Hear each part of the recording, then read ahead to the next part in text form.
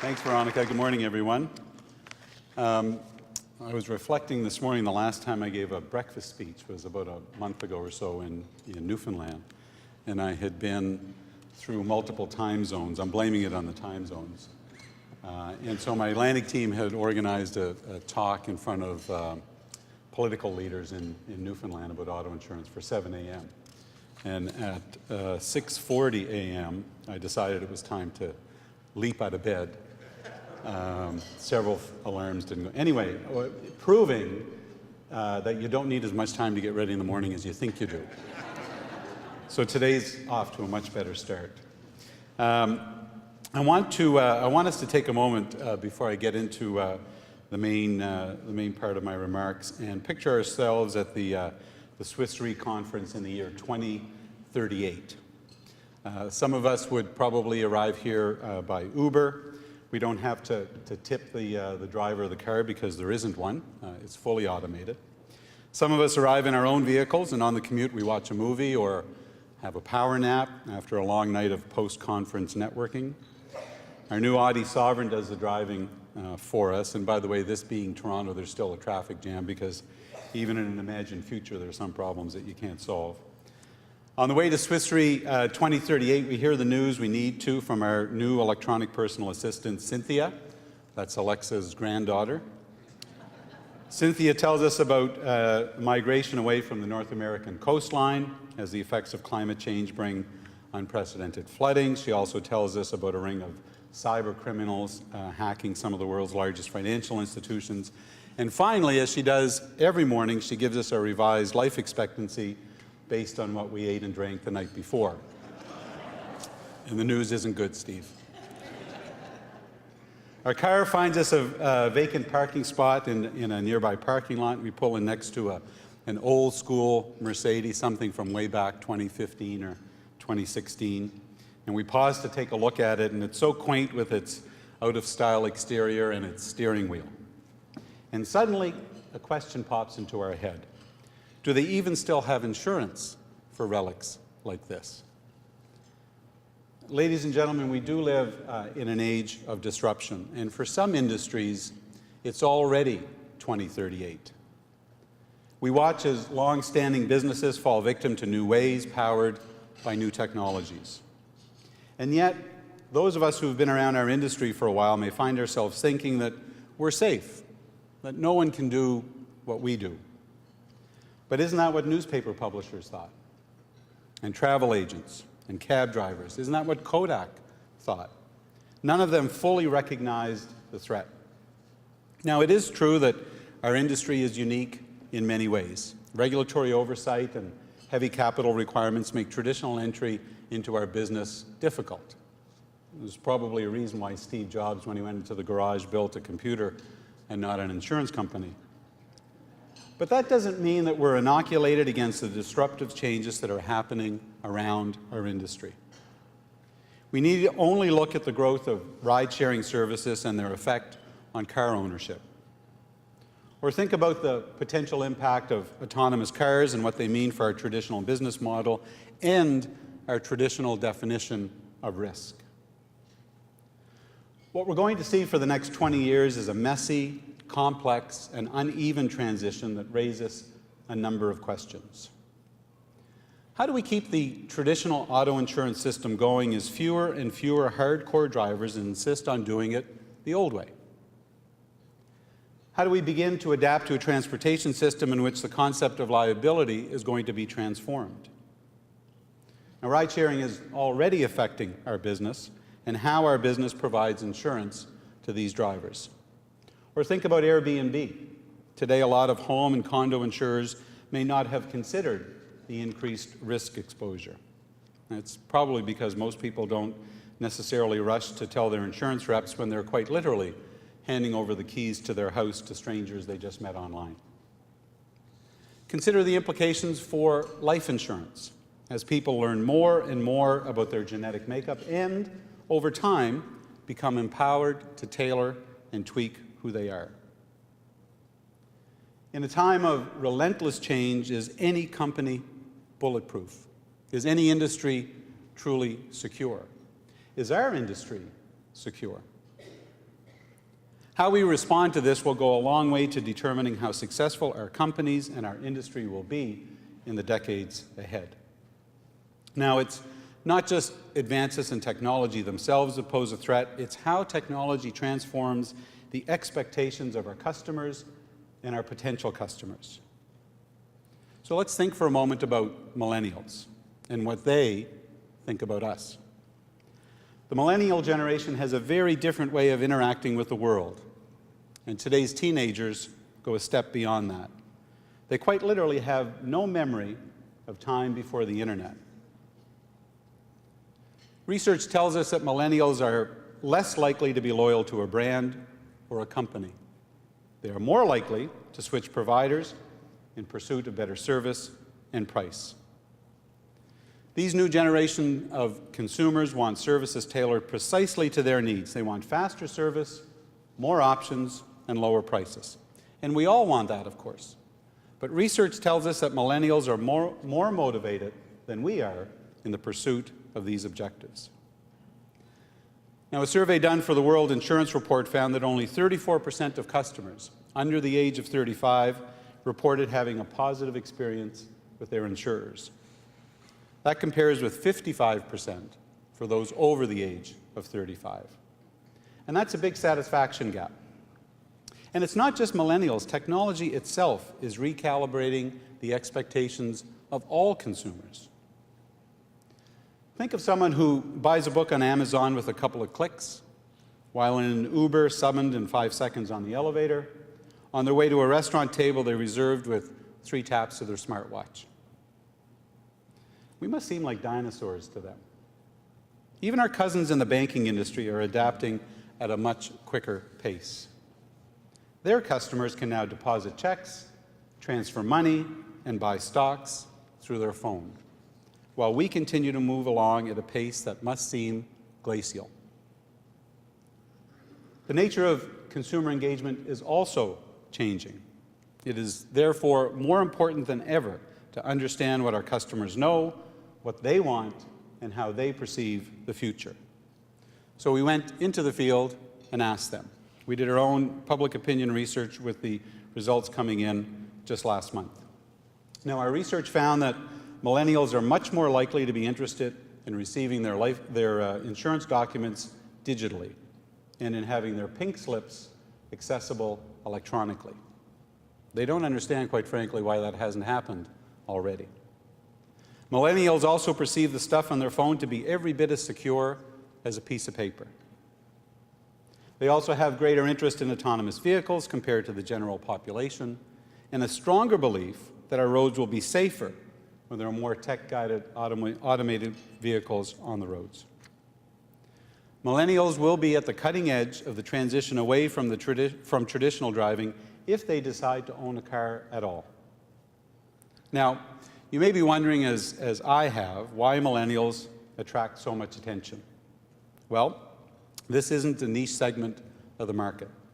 By the time of the next federal election, millennials will constitute the largest voting bloc in the country. So just think about that for the moment. The largest voting bloc in the country. So when you're looking at political platforms from various parties, keep that thought in mind as the influence that this cohort is having.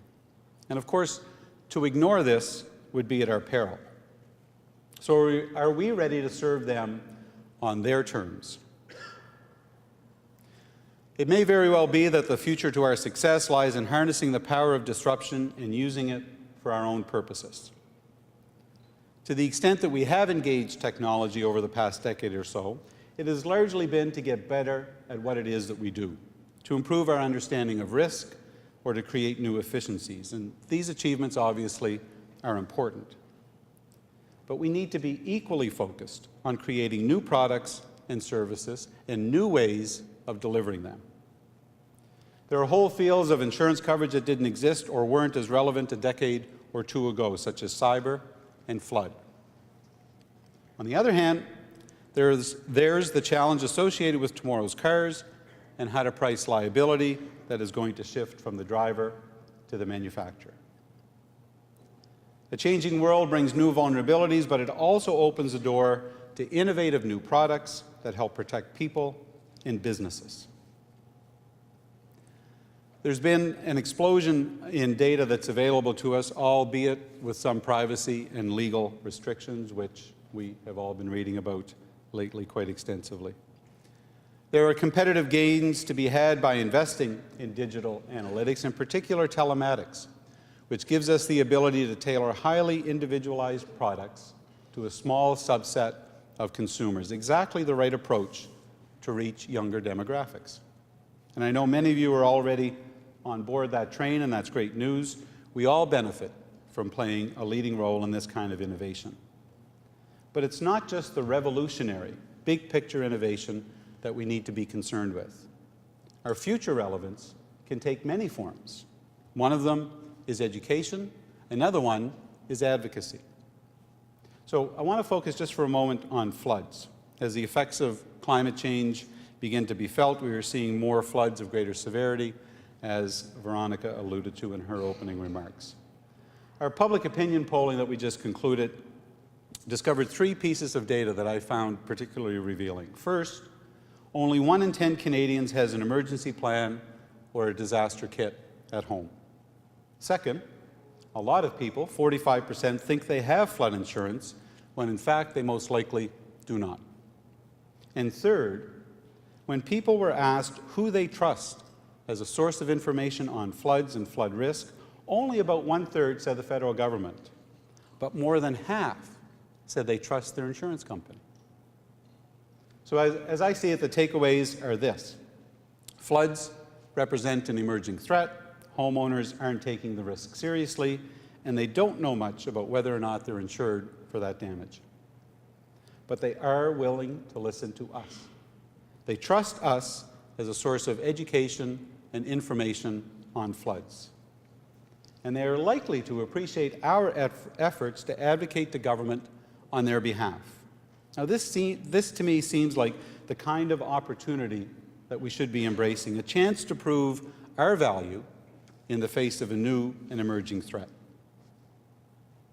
Beyond the products and services we offer and beyond the policy issues that we choose to emphasize, our relationship with consumers must evolve even further. We need to build rapport with them in new ways. To do that, we have to be where consumers are. A generation ago, that was around the kitchen family table for an evening visit. Today, it's on electronic devices 24/7. We need to find new ways to help our customers navigate the complexity of insurance. To do so, we must find ways that our regulators will accept to better engage and interact with our customers and potential customers. Now, here's an obvious statement, that technology evolves at a faster pace than regulation. And by the way, that's largely for the best. But there comes a moment when regulations become so out of touch with the world that they begin to adversely affect an industry's ability to innovate. We live in a time when we can see or learn or order almost anything by touching the screen on our phone. Yet we live in a country where only 1 province has taken steps to allow the use of electronic pink slips. Now, I'm tempted at this point just to stop here because I think I've made my point about how far behind our industry has fallen. But Veronica has asked me that I deliver the whole speech, so I'll carry on. Regulators and policymakers need to adapt to the world as it is, not cling to the world as it was. And they need to do it now, with a sense of urgency and an understanding that we need the freedom to adapt as the world changes around us. This winter, IBC submitted an innovation agenda for Ontario's insurance industry to the provincial government. I think you all have a copy of it in your package. It makes common sense recommendations for modernized existing insurance laws and regulations, and we believe that this is a good first step. But the message is clear, that we need to get moving. The clock is ticking, and as so many others have discovered, when it's too late, it's too late. I'll just focus on one example, UBI. There are many others that I could choose. In our opinion survey, fully 2/3 of respondents agreed that determining premiums based on driving performance is a fair way to price auto insurance. Only 1 in 10 disagreed. So the public sentiment is clear and it's overwhelming. And yet in Canada, we still can't use UBI to fully determine premiums. Nor are we able to use the latest technology to better communicate with our customers. And that's important. The research we just conducted found that only 37% of Canadians, barely 1 in 3, feel confident that they fully understand their home insurance policy. And only 42% fully understand their auto policy. By using new and more efficient avenues of communication, we could better inform our clients and better respond to their concerns. Our politicians, our policymakers, and our regulators are denying consumers more accurate pricing for insurance premiums. They are closing off the competitive playing field. They are limiting our ability to serve the people who trust us. And they are stifling the kind of innovation and forward thinking that we need to be embracing. Now, there's a value in regulation, we would all acknowledge. It keeps our systems strong. But there comes a point at which regulation becomes counterproductive, a point at which it works against the interest of the very consumers it is charged with protecting. And I believe we've reached that point. Consumers want more competition. They want good companies serving them well using the latest technology. Regulators and policymakers must update their vision of what protecting consumers means in the 21st century. And they need to get on with it. Ladies and gentlemen, the computer scientist Alan Kay famously said back in '71, the best way to predict the future is to invent it. And that is what we seek. It's not protection we want. It's not preferential treatment. It's the opportunity to be the disruptors, to lead the way. There will be changes to our industry in the years ahead, and there will be challenges, and we'll continue to bear witness to the impact of disruption. Change of this magnitude brings the potential for decline, but it also opens the world of possibility.